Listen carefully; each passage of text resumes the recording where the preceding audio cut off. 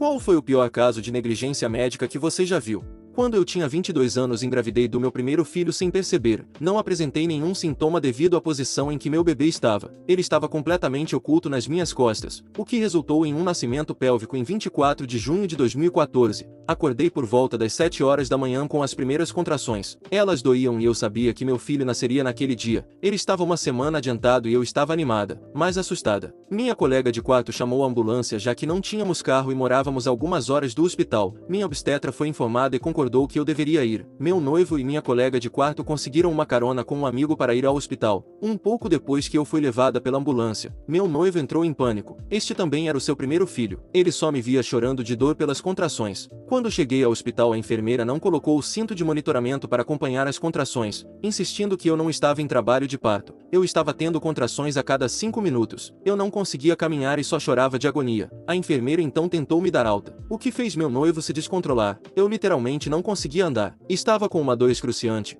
Nunca havia experimentado algo assim na minha vida. A enfermeira então me gritou: "Cale a boca, seu choro está assustando os outros pacientes." Meu noivo acabou chamando a segurança e minha obstetra foi avisada. Minha médica veio e me examinou, mas pela primeira vez eu vi essa senhora simpática se transformar em um furacão de raiva e disparar uma série de palavrões contra a enfermeira. Eu não acreditava que ela conhecia a maioria dessas palavras. Depois minha médica me internou, mas antes que conseguissem me levar a um quarto, a mesma enfermeira veio e me deu uma injeção de morfina sem anotar em meu prontuário. Em seguida me levaram para cima, me colocaram num quarto e me deixaram sozinha. Depois que cheguei ao novo quarto, minha bolsa estourou em uma poça de sangue. Ninguém veio me ver por meia hora. Quando finalmente apareceram, disseram que era normal e me perguntaram se eu queria uma epidural. Eu implorei por uma. Depois de 20 minutos, a mulher que deveria aplicá-la finalmente chegou. Ela errou a minha coluna 2 vezes e eu tive que pedir para ela parar. Foi aí que senti que precisava fazer força. Eles pararam e me deixaram rolar para minhas costas. A enfermeira me examinou de novo e disse: "Ah, você está totalmente dilatada, pode começar a fazer força."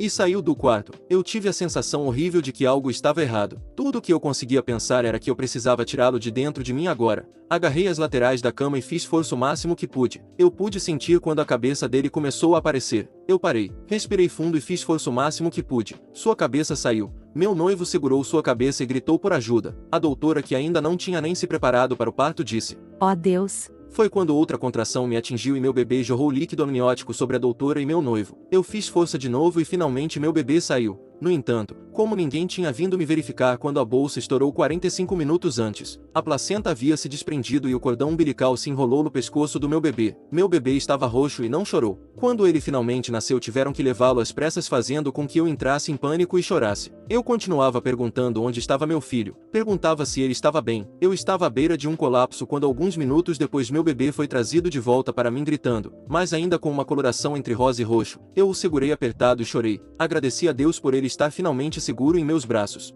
Passaram-se outros 45 minutos e eu estava me sentindo tão cansada. Nesse ponto eu estava quase dormindo com meu recém-nascido nos braços. Acordei logo depois com minha obstetra me sacudindo e perguntando se eu estava me sentindo bem. Eu só me lembro de me sentir muito fria e cansada, mas também muito feliz. Meu filho estava em meus braços. Ela pediu para eu tentar acordar um pouco, que ela precisava me examinar. Ela afastou meus cobertores e imediatamente me mandou acordar. Ela me disse para ter certeza de que eu ficaria acordada. Eu tinha uma laceração de 2º grau e estava sangrando há quase 1 hora. Ela me deu um anestésico local que já tinha preparado e começou a me suturar. Quando ela estava pela metade, o sangramento ainda não havia parado. Após examinar melhor, ela descobriu que eu tinha uma lesão grave por causa do parto. Ela me disse que precisava parar o sangramento e que não tinha mais anestésicos locais prontos. Acabei com 12 pontos e cerca de metade do meu sangue em uma poça no chão escorrendo da cama do hospital. Depois de tudo isso, o hospital me acusou de ser usuária de substâncias. Meu filho e eu supostamente estávamos apresentando sintomas de abstinência. Então eles solicitaram exames de sangue. Os exames voltaram negativos para qualquer substância. Eles me disseram que uma assistente social seria chamada. Eu chorei e segurei meu filho em puro terror. Dave, estando mais lúcido, disse que não, que a enfermeira me deu uma injeção de morfina antes de ser afastada quando estávamos tentando conseguir minha internação.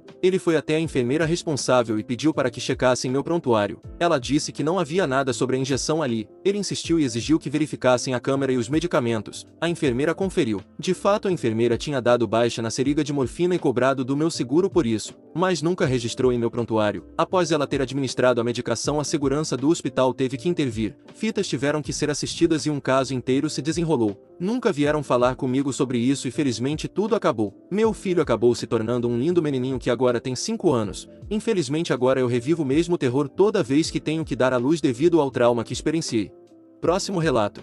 Pais, em que momento vocês decidiram desistir de uma criança? Eu aceitei que minha enteada é a personificação do mal. Para contextualizar, conheci meu marido cerca de 4 anos atrás. Estou grávida de 8 semanas agora e tenho um filho de 8 anos do meu falecido namorado. Meu marido tem uma filha de 13 anos, Jamie, de um casamento anterior. Jamie vive conosco a cada 2 semanas. Quando nos casamos, a ex-mulher tentou de tudo para conseguir a guarda total de Jamie e falhou, mas ficou muito claro para mim através da Jamie, da ex-mulher e do meu marido que eu não sou sua mãe e não tenho permissão para participar da sua educação. Jamie basicamente me ignorava, assim como ao meu filho durante as semanas em que ficava conosco. Eu não era perfeita, mas não estava prejudicando diretamente ninguém. Meu filho aprendeu bem cedo a não desagradar Jamie e se mantinha distante quando ela estava por perto. Eu suspeitava que a ex-mulher estava por trás da indiferença de Jamie em relação a mim e imaginava que isso deveria ser difícil para Jamie. Com todas essas mudanças tentei me aproximar dela ao longo dos anos, mas ela resistiu. Piorou quando a ex-mulher se casou novamente e engravidou de gêmeos há 2 anos.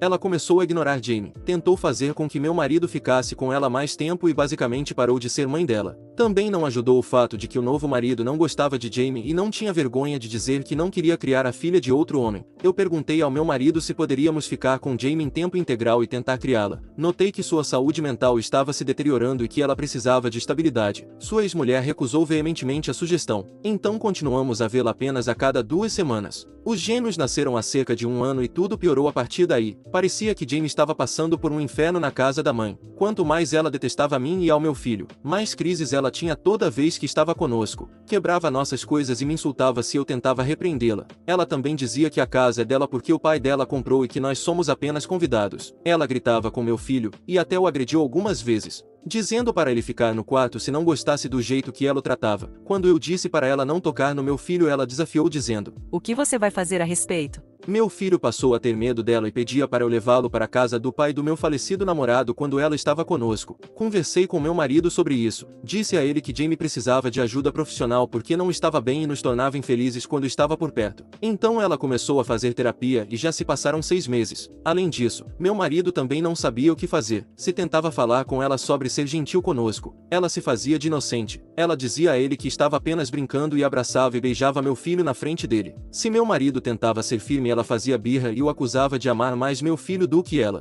Então, há 3 meses o avô do meu filho faleceu. Isso afetou profundamente meu filho e eu. Meu filho ficou inconsolável por muitas semanas e não conseguia realmente entender o que significava não poder ver o avô novamente. O avô, assim como meu falecido namorado, era marceneiro. Desde muito jovem meu filho adorava ficar com ele na garagem trabalhando em vários projetos. Quando ele estava lá, voltava para casa com algo que eles haviam feito juntos. No meu aniversário de 38 anos no verão passado, ganhei um banquinho que meu filho desenhou e construiu com o avô e depois pintou. Este foi o último projeto que eles fizeram juntos, já que o avô faleceu algumas semanas depois. Portanto, o banquinho era inestimável para nós. Deixamos ele na cozinha. Jamie fez muitos comentários negativos sobre o banquinho. Ela o chamou de feio e disse que estava mal feito. Ela riu do gosto questionável do meu filho apesar de ele estar muito triste. No entanto, esta foi a primeira vez que meu marido ficou muito bravo com ela e pediu que ela fosse para o quarto. Ela ficou tão assustada com a reação dele que foi sem protestar. Neste Natal, Jamie deveria estar com a mãe na véspera de Natal. Sua mãe a deixou em nossa casa muito cedo pela manhã. O novo marido dela decidiu que não queria que ela fosse com eles para a casa dos pais dele, onde geralmente passam o Natal. Jamie estava à beira das lágrimas ouvindo a mãe dar desculpas para mim e para o meu marido. Meu marido abraçou Jamie o tempo todo e eu tentei conter minhas lágrimas. Depois que a mãe dela saiu, ela subiu para o quarto para dormir.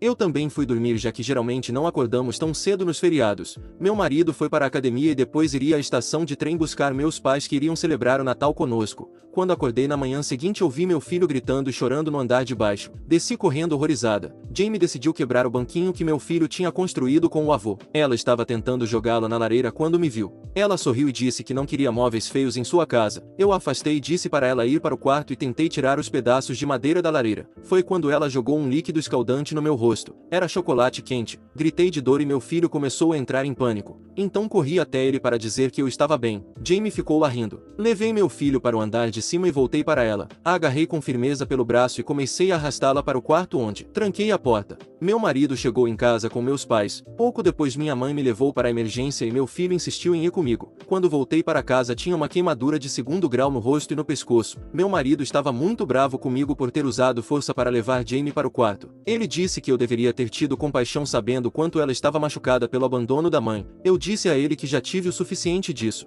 Eu vivo um pesadelo metade da minha vida tendo que andar em ovos na minha própria casa sempre que ela está por perto. Meu filho é um prisioneiro no próprio quarto quando ela está conosco. Muito assustado para cruzar uma linha dela. Eu disse a ele que não sabia como lidar com isso. Foi um erro desde o início ele não permitir eu a ser uma figura parental em sua vida com autoridade. Ele discordou e me disse que ela tem um coração bondoso e precisa de paciência. Mas o fato é que eu não acredito que ela tenha. Ela mirou no trabalho manual do meu filho plenamente ciente de seu valor sentimental. Depois ela mirou no meu rosto porque sempre odiou o fato de meu marido achar que sou bonita e elogiar meus olhos e meu sorriso abertamente. Eu não fiquei lá para o Natal. Levei meu filho e meus pais e fui para a casa dos meus pais onde moro agora. Meu marido está em modo de pânico. Ele tem mandado mensagens e me ligado o tempo todo tentando me convencer a voltar e resolver as coisas. Jamie até mandou uma mensagem pedindo desculpas. Mas eu não sei o que fazer. Eu o amo muito, mas tenho vergonha de dizer que odeio aquela menina. Meu filho começa a hiperventilar só de pensar em morar com ela novamente. E o que será do meu bebê que ainda vai nascer? Sinto-me doente só de pensar em ter que dividir a guarda e ficar à mercê de sua meio-irmã quando for a semana do meu marido. Esse pensamento me faz querer fazer um abo. Por favor, diga-me se há outra solução para esse inferno que estou vivendo. Fim dos relatos. Se gostou das histórias, deixe seu like no vídeo e assista mais clicando no vídeo que está aparecendo agora.